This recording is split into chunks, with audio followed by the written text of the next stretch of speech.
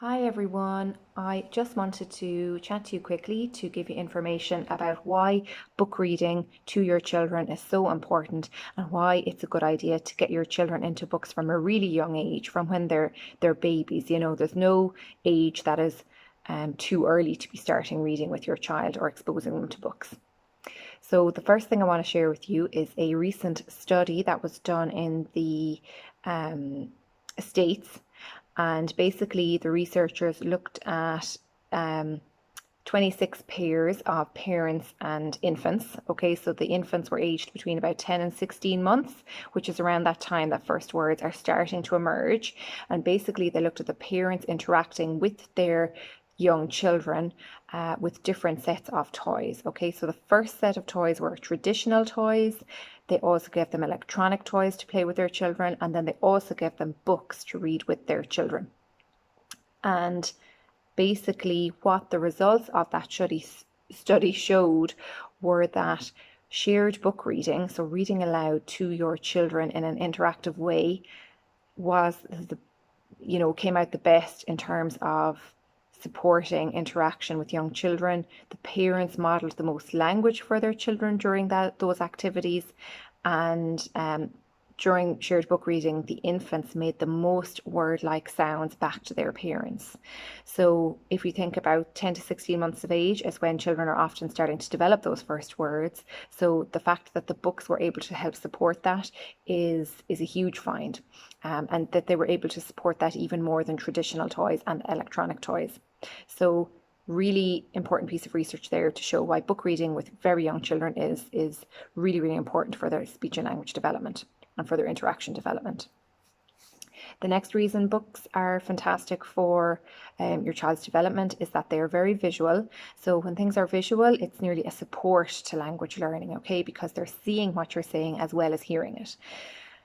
Books are also really repetitive. They tend to have the same words in them and a lot of nice rhythm and rhyme type phrases. So the more you repeat those to your children, the easier it's going to be for them to learn the language of that book. So as a speech therapist, I know that repetition is huge for young children to learn language skills. Another reason that books are fantastic is that it really builds the child's vocabulary, and building your child's vocabulary from a young age through books has been shown to really help their literacy development. And just exposing them to books and print from a young age is going to help with their literacy development once they're at school going age. The books that you choose to read for your child can also help your child learn about things that don't happen every day, things that aren't necessarily in the here and now. So you could have a book about a trip to the zoo or about a trip to the doctor. That's not stuff your child is going to be hearing you talking about every day. So the book is going to allow you to give them that vocabulary and that language. All right, so really emphasizing the importance of books for young children. There is never an age that is too early to start.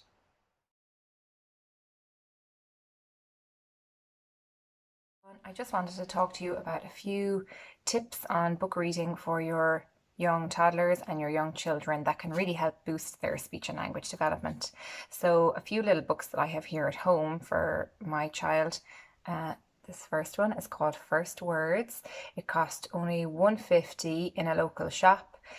The things I like about this book are it's just small, but not too small.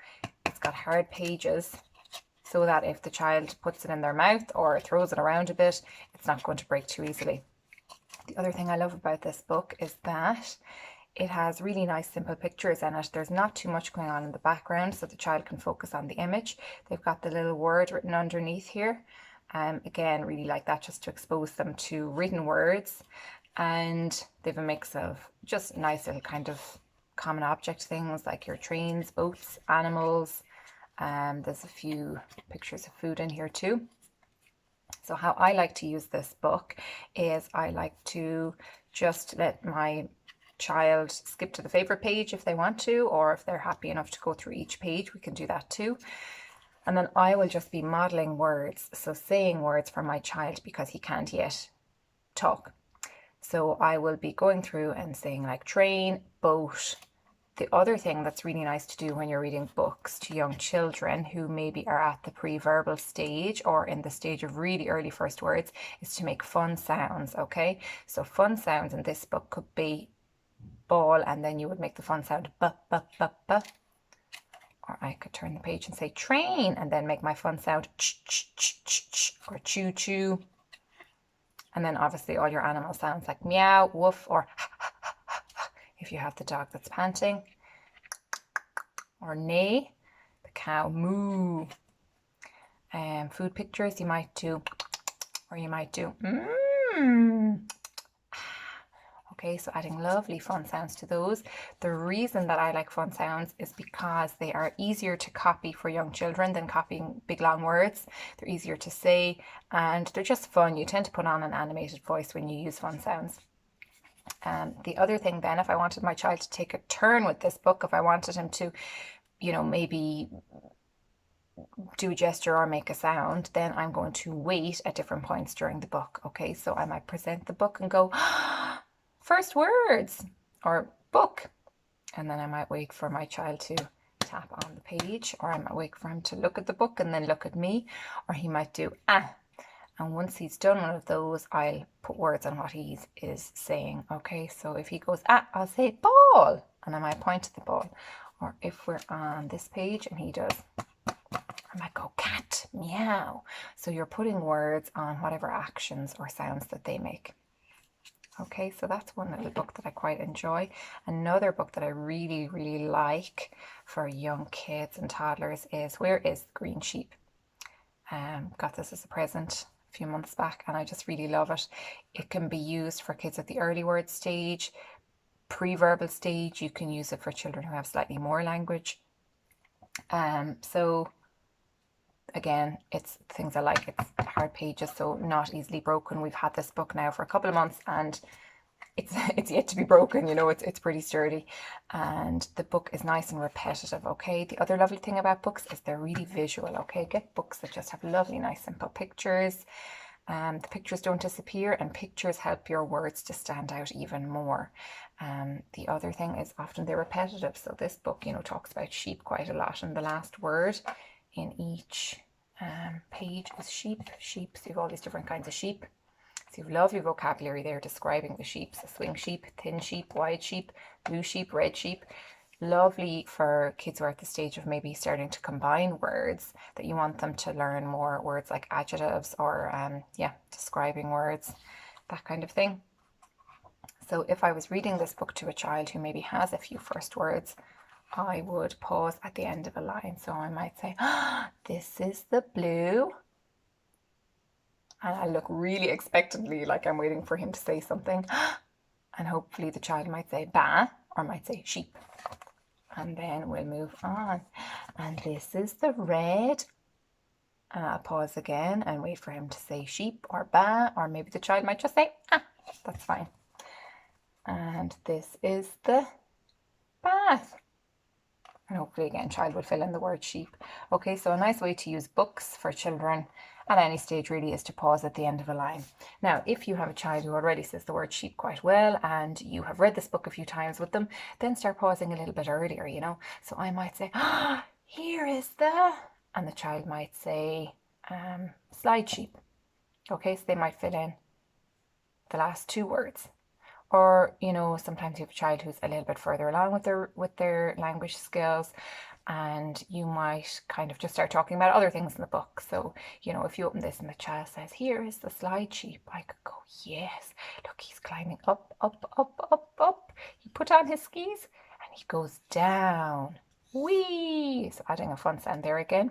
So if you have a child who's chatting openly about the book, then start to talk about other things within the page, okay, just to further expand on their skills. So you always just want to go a little bit beyond what your child is currently doing. Okay, so that is Where is the Green Sheep. Another thing I noticed on the back here is a lovely open question. So if you were a green sheep, where would you hide? So again, that's maybe the author just giving a nice little idea of how you can further expand on your child's speech and language skills through the book. Just get them problem solving. So that's really nice for a child whose language skills are, I suppose, more well developed and you want to get more out of the book. So start problem solving and asking open questions like, why did he do that? Or what do you think? Those kind of things. If you have a child who's at an earlier stage of language development, maybe only using single words, those questions are probably going to be too hard right now, and you just want to focus on naming what you see and making those fun sounds. Okay, the third book that I'm going to show you is called Dear Zoo by Ron Campbell. And again, why I love this book, it's got hard pages, it doesn't break so easily. Nice simple pictures, not too much going on. What I really love about these, and I think I love this more than my child does, is the lift the flap things. I mean, didn't you always just want a lift the flap book when you were younger? I remember the Where's Spot books, just always wanting to have one of those for myself. So yeah, these are really nice and the child can interact with them. So if the child doesn't have any words, maybe they can hit the, hit the boxes and open them and see what's behind them.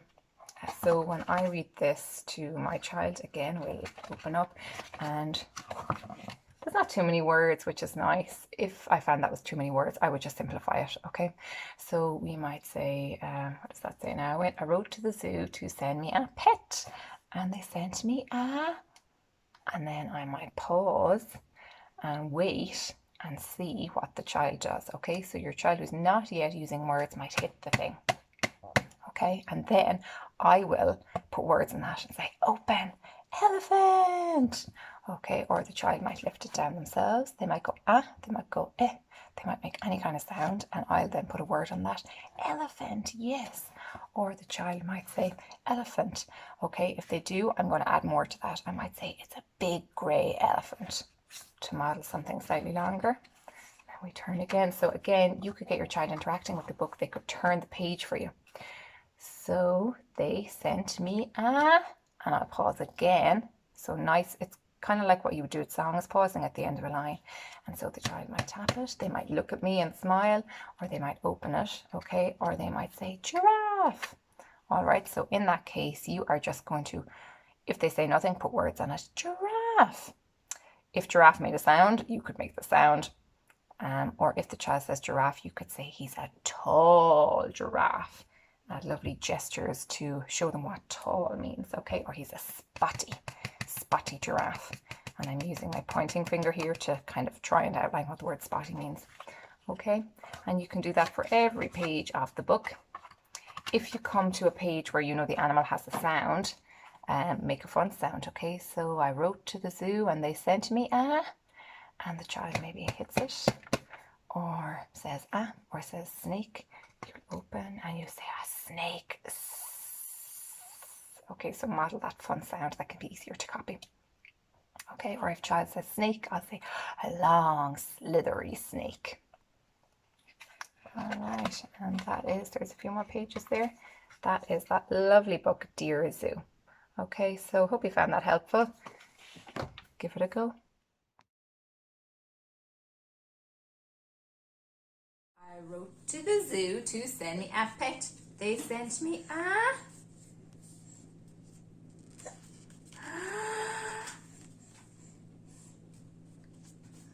elephant. An elephant. He was too big. I sent him back. So they sent me a giraffe. But he was too tall. Uh-oh. Open. Giraffe. Giraffe. Giraffe.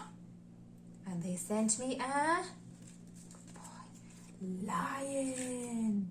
A lion. Rah. Rah.